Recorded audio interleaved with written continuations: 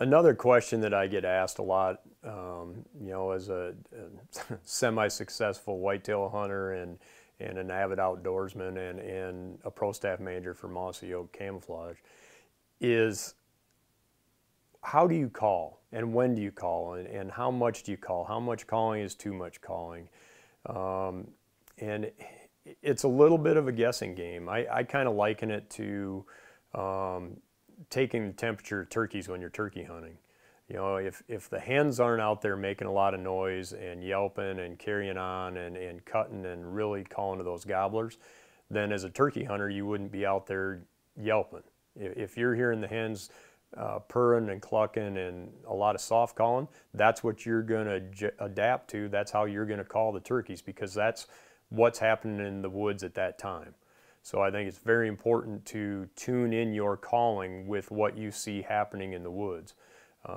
We all know that the rut goes in different stages. You have, the pre-rut, you have the chase and the seeking phase, and then you have the full-blown peak of the rut where the breeding is taking place.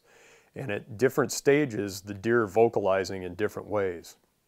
And I find that rattling and grunting in the early season, or not so much the early season, but the early stages of the rut, when the bucks are just starting to make their rubs and they're just starting to open up those scrapes, I think they're real susceptible to calling, especially with rattling. And I also think they're susceptible to decoying. I don't do a lot of decoying, but I do have some success with it. I've never shot what I would consider a quality whitetail over decoying, but I haven't really done it that much.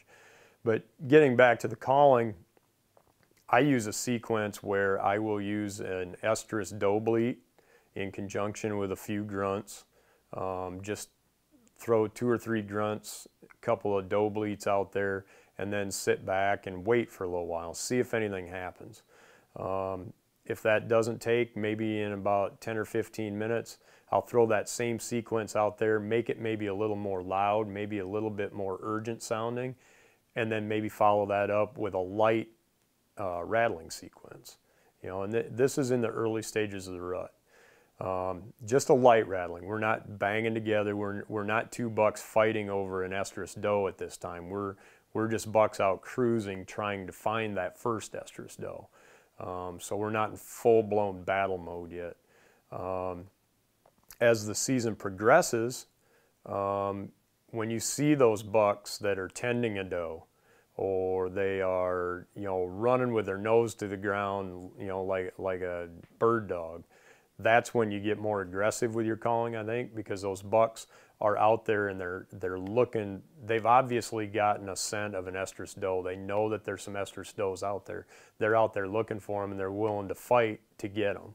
And that's when you can get super aggressive, and you can snort wheeze on those calls, and you can bang those antlers together, and you can, trash tree limbs in your tree stand with your antlers and that sort of thing, and get aggressive.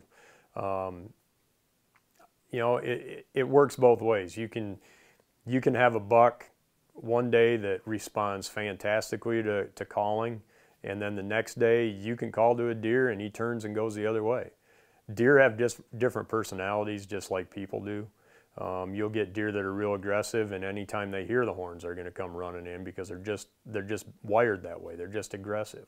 You're going to have other deer that are a more passive animal. They're going to hear that and they're going to shy away from it because they don't want the conflict. You have bucks, I think, that opt out of the breeding cycle just because they're more passive animals. They won't get into the rigors of it. If they come across a doe, they're going to go through the process, but they're not going to go out and actively get into conflict and fight over those does. They have different personalities, and you have to adjust your calling. If one day you're out and you hit that grunt call really loud when you've got a buck somewhere near you and he spooks and takes off, well then, common sense tells you the next time call softer, or maybe hit him with doe bleats instead of that loud, obnoxious grunt. And you just got to tune your calling to what's happening in the woods at that time. And it takes time. You kind of learn by your mistakes. One day you'll blow a deer out of there by calling too loud or too often. Come back the next day, learn from it, call a little softer, work your way into it, and progress through the season just like the deer do.